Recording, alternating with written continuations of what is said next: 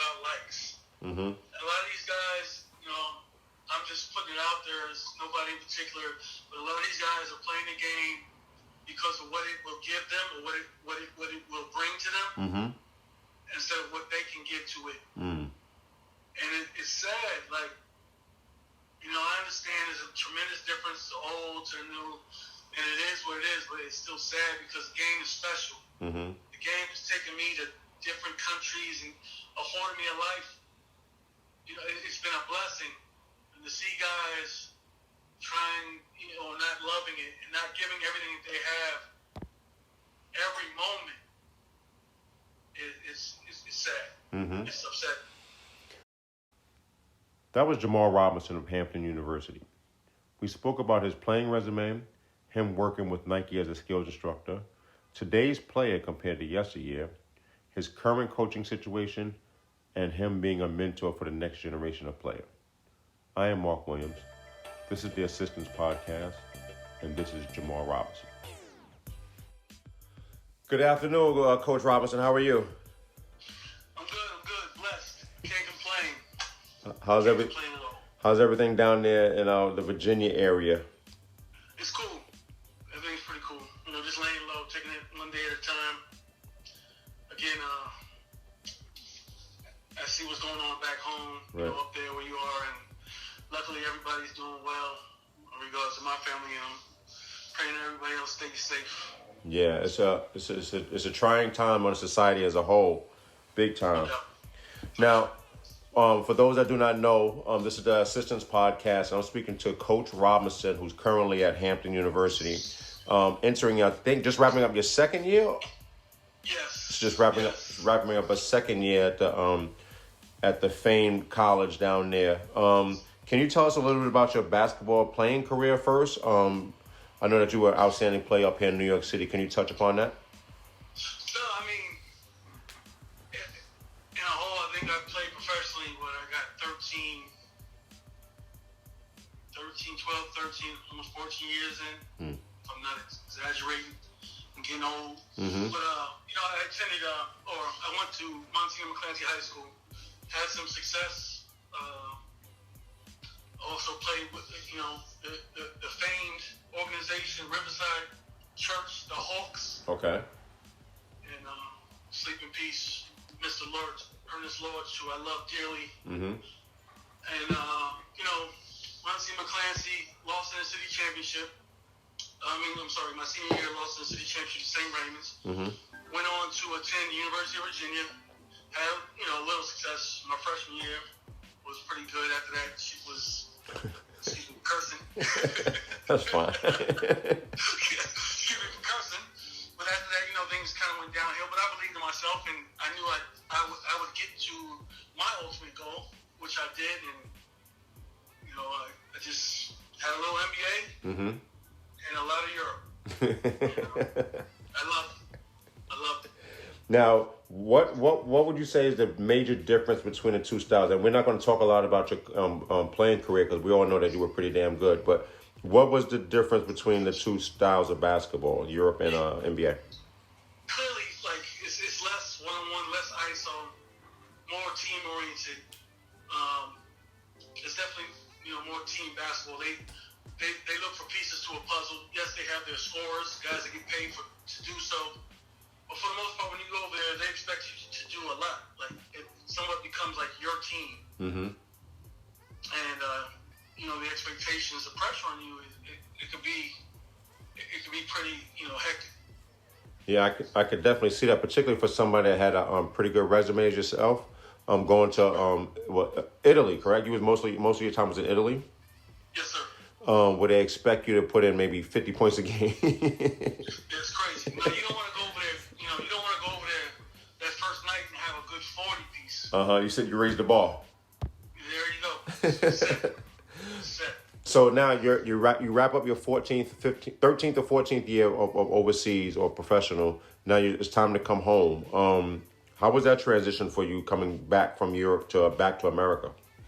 It was. It was cool. At the same time, it was hard. One of the reasons I stopped playing again is because my little one was getting ready to be born, and I didn't want to drag them around. Mm-hmm.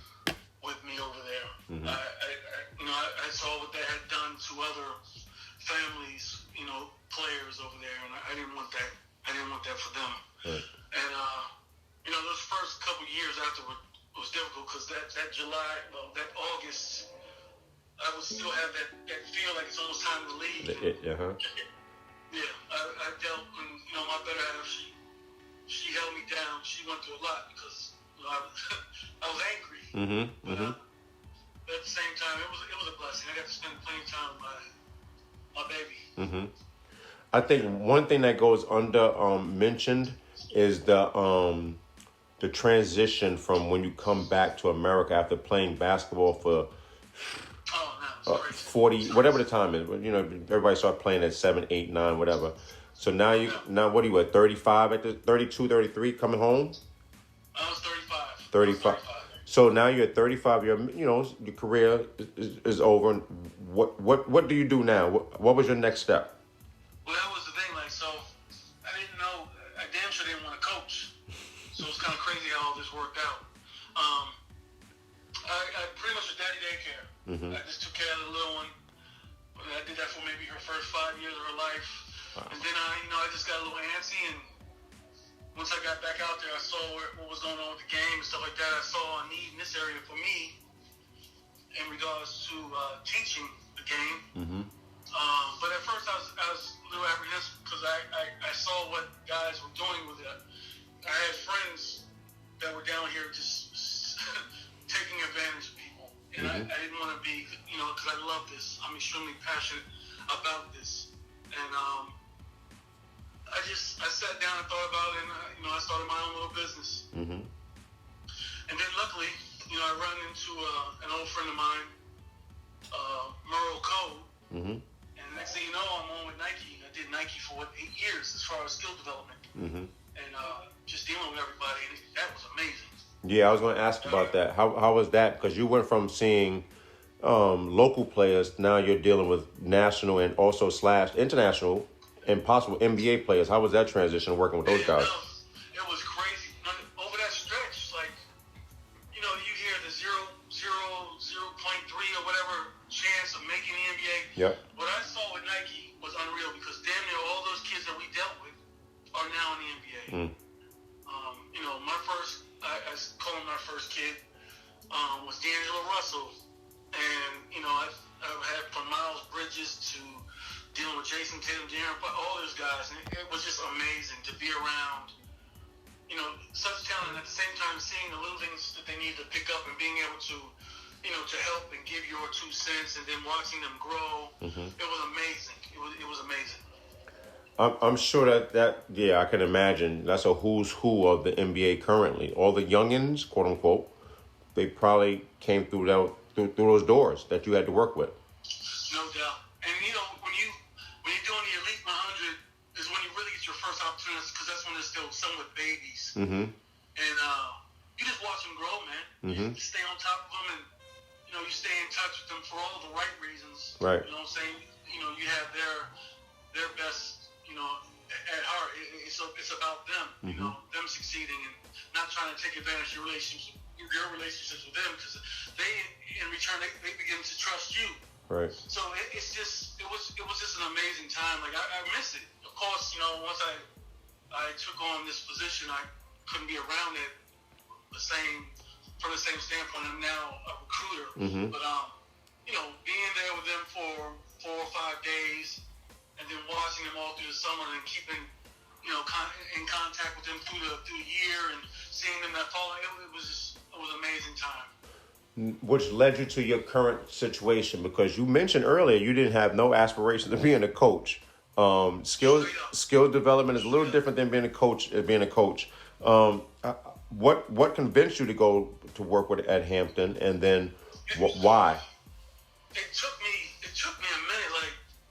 I didn't just rush into it. I took the summer and did my Nike stuff. And, I stayed in touch with the coach, and I just looked at it as, all right, maybe it's time. This is the next part of my journey, my basketball journey. And it was also an opportunity to help some guys to really be able to focus in and become an intricate part. The opportunity these guys may or may not have is totally different from, of course, a top tier school. But just to be able to get in there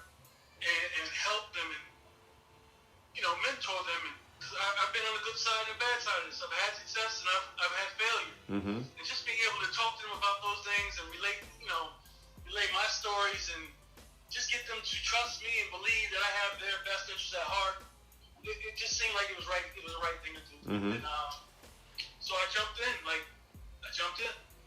Now, someone such as yourself at the University of Virginia, who was your head coach? Was it Terry Holland? Was it Holland there? No. I had Jeff Jones, who's currently at ODU. ODU. No, Terry Holland is like Ralph Sampson now, right?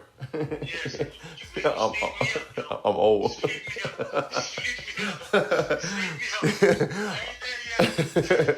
So, what made you? And I'm sure that a lot of schools were tugging at you and bringing your talents to them. What made you go to a historically black college? Well, that was the thing. Again, nobody knew that I wanted to do this. Like when you're at those academies and the LeBrons and the KDs and stuff like that, Mm-hmm. all those guys have aspirations of being coaches, so they communicate that to one another. Mm-hmm. Anytime I was asked, I told them I didn't want to do that. Like, I don't want to coach. Mm-hmm. Wow. And I didn't realize at that time I was kind of crippling myself. But it is what it is. So these past years, the year I got on when I was able to start recruiting, once I got out there, and then into this year was pretty much me letting everybody know this is what I'm doing now. Like, I'm in this now. Mm-hmm. So because it's all about progression. Right. There's nothing against Hampton, but I'm aspiring to get to the level that I played at, and then those type of kids that I've always worked with. Mm-hmm. So that's pretty much it now. It wasn't like I had, people. No one knew that I wanted to coach. It's so funny. Like, I'm running a Stack and Jerry Stackhouse, currently at Vanderbilt, or Jawan Howard coaching at Michigan, and they see me on the other side. I got the Hampton colors on, and they're like, "What are you doing?" Uh-huh. Because I didn't go and put that shit on Instagram right away. That's not how I rock. Like, nothing against everyone else and those who do that. I just didn't do that. And maybe I hurt myself in not doing so. But I'm on in now, and I'm letting everybody know what I'm doing. Uh-huh. Yeah, currently. Now, So. I'm sorry. Go ahead. I'm sorry. No, I'm not. But. Your role. You mentioned it earlier, but I'm gonna disagree with you a little bit. You said you're a recruiter, and I don't want to put you in a position where you're a recruiter because you played and you know what the nuances of the game. What has been the transition issue, if there is such a thing, from you being a player to now being a coach? Well, it's crazy because the cat that I'm dealing with, like Edward Joyner, is different. He's unlike any coach I've ever had. He's the ultimate player coach.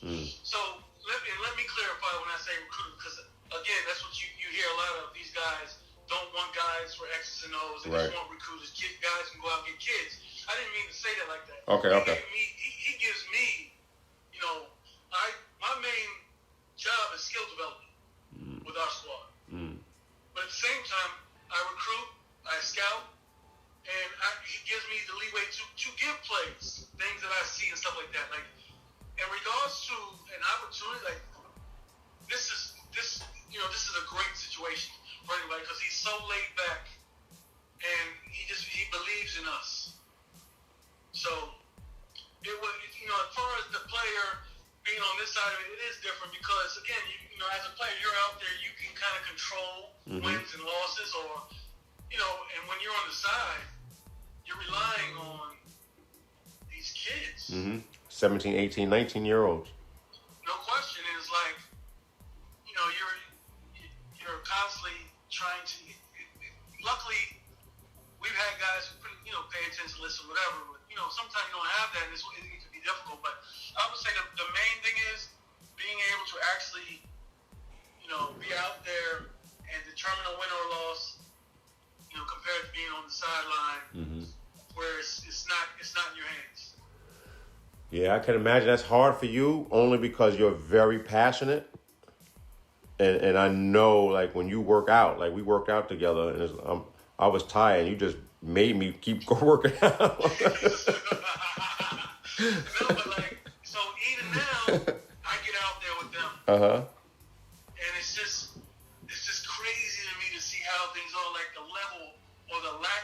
physicality, like, Yeah. and it's ingrained in them now. Like, you knock shit out, you knock somebody, you body somebody's, oh, it's a foul. Right. It's just unreal. And then to see that I love this more than you. Yeah. That burns me up. That really burns me up. Yeah. You're playing right now. You have all these opportunities. Yet I still love this more than you. Yeah, and I'm not saying Hampton players themselves, but do you feel that the game is more about the gram as opposed to the actual game? And I'm 100. Like, there is no questions about likes. Mm-hmm. A lot of these guys, I'm just putting it out there as nobody in particular, but a lot of these guys are playing the game because of what it will give them or what it will bring to them, Mm-hmm. instead of what they can give to it. Mm. And it's sad. Like, I understand there's a tremendous difference to old to new, and it is what it is, but it's still sad because the game is special. Mm-hmm. The game has taken me to different countries and afforded me a life. It's been a blessing. And to see guys trying, not loving it and not giving everything they have every moment, it's sad. Mm-hmm. It's upsetting. Yeah, I can see if you had a 9-to-5 job, you would still be just as passionate about the game of basketball if you after work. That's just your passion. No question. That's why I've been blessed. I've never had a job. I've never had a job. Mm. That could be crippling at the same time, Mm-hmm. but I've never had a job. And I get up in the morning, I do what I love to do. Basketball. And that's what, in regards to the guys on the team my team, I talk to them straight. It's like, would you rather get up and do something you don't like to do? Right. Or get up, you're going to have your morning practice, you come home, eat, relax, take a nap, then you have your game, Mm-hmm. or your evening practice. Who doesn't want to do that? Who doesn't want to do that? Mm-hmm. Anyhow. Yeah, recently, a lot of changes with the NCAA. Obviously, certain things coming down the pipe, and certain things that they're working on it behind the scenes, right? No doubt. One thing that you mentioned that I think that all colleges should invest in is someone such as yourself, someone that works on skills. Do you feel that compared to yesterday? And I don't want you to sound like the old man at the club, but do you think that the skill level is where it needs to be for the game to move on to the next level? No, I think everything's in a decline. Mm-hmm. Others may beg to differ. It's crazy. Mm-hmm. You have all these these trainers. Mm-hmm. You have all this equipment. You have all this access, yet the game is suffering. Mm-hmm. How is that possible? For example, this is the perfect time to sit in front of the TV and watch. You got games on from 1980 to 2000. And if you really sit and watch and you look at the difference, it's remarkable. And I'll talk from a defensive standpoint. Mm-hmm. Oh my God, now? It's unreal. You can't even play defense. Just sitting on the sidelines and watching the way that things are being called now, the rules, it's unreal. Yeah, I think I don't know if you guys can do this, but I would strongly suggest all colleges to have their players watch, the Jordan Last Dance thing, and to embody what he did as a player against basically 5 men in the paint is a tribute to him to show his greatness. And you mentioned that earlier with the physicality. Is it hard when you play in practice and you see the games and you hit one of these players and they just lose it? Oh, I lose. I'm not one to really hold mine. And I bought on him. It was understood back in the day. If you went through the paint, I can remember even what we were taught in college. There's no free movement. Once he passes the ball and he's going through the paint, Bang. Somebody has to we call it, pause it, because this day and age it's a big pause. Yeah. But you got to lay wood. Lay wood on him, You got to lay wood. Yeah. Forearm, body him. Especially, Just let him know. We're not having it. especially coming across the paint. Oh, no question. Going to the basket, you look at Kobe's fingers, and I have my own story going to the basket. Going to the basket, Mm-hmm. you're getting your ass whooped. Uh-huh. And it ain't intentional. catching them. They swinging for the basketball, but they taking everything that comes along with it. Like, right. It was just understood. You got to be tougher. You got to be more aggressive. And to see it the way it is now, where you got even at LeBron size, how he can just run through the lane and barely get touched. Like, it's unreal. Mm. It's such a difference. Mm. And I don't know if I went off on a tangent and got away from what you asked me, but that really, it's really upsetting to watch the game now. No, all it is is entertainment. It's not about basketball anymore. Like we just said it's about likes. Right. You know, if you have, for example, Zion had 4 million followers coming out of college, yes, he's talented. But he's going to get drafted because that translates to revenue. That translates to money for those teams, that city, the league. And that's all that this shit is about now. It's not about basketball. Years ago, you played for pride, like respect.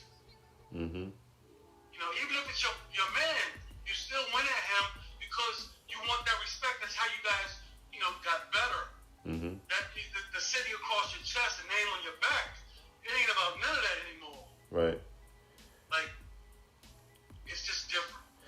I really don't want to say this, but I'm gonna say it anyway, and because it's pretty much our platform. And to piggyback what you said, I was up for a job in the NBA, and they said that I couldn't get it primarily because I didn't have over 1 million likes or different impressions and stuff like that. Oh my God. and I'm not going to name the person that they chose to go with, but he was released after 3 or 4 days. But he was able to take 1,000 pictures while he was there. And then when he was there, obviously those pictures got reposted, retweeted, whatever it is. And that proved to me that this game was all about, even from the training standpoint, about life. So that's a little anecdote for you guys, for you. It's unreal, man. So coaching. You I don't want to get it. You mentioned Hampton may not be your last stop. And you plan to go to or have goals of getting higher. What would be the ultimate job if you had the ultimate job right now? Not saying removing anybody there. What would be the ideal job for you right now on a coaching side? I mean, ultimates, the NBA. A position within the NBA doesn't pay a lot. Mm-hmm. But you're on that level. And not everybody wants to be coached, but you may get that one kid that you may be able to turn, and make it into an all-star, or, you put the work in with him and you see that would be the ultimate. Mm. And I understand there's levels to this. Some guys are fortunate, it all comes down to relationships. Right. But some guys are fortunate to make that jump quicker than others. And we'll see, We'll see. But I understand that there's levels. Like, you may not get to that top or that Power 5 school right away. Right. That's cool. But it's just about progressing. Mm-hmm. It's about progressing. That's good. And I'm happy that your head coach allows you the freedom to, get outside your box and let you become, a full-fledged coach. No doubt. Nah, he encourages that. That's good. He encourages that. Well, not going to hold you up, but I have a question for you. Sure. This is a plain question. And actually, I stole a question from the Knuckleheads. Who was that one guy that... Bust my head. You talking about period? Let's go. I'll do it like this. Let's do high school level, college level, and then professional. What's the name? Trajan Langdon. Anchorage. This is in the Alaska shootout. Oh, he was home. No question he was home, but I didn't know who the hell he was. Like, I would say Trajan Langdon. In high school. College. Well, really going. I'm gonna go ahead and say, like, I'm a little embarrassed at it. Bobby Thurrow. Nah, he was nice though. Yeah, he was, but he was still, I can't say it. Bobby Thurrow. I was a youngster and he took advantage of that shit like he's tough. And that's one of those things, you don't let that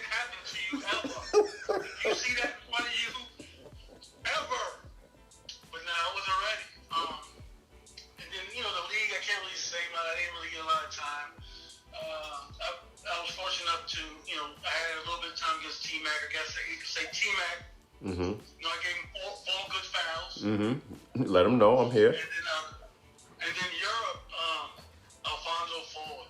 Damn. Sleep in peace. Rest in peace. But again, when I played in Europe, like, I played Ginobili and guys like that before they came over here. Mm-hmm. But Alfonso Ford was that dude. Yeah, I heard somebody else. I think Tyrone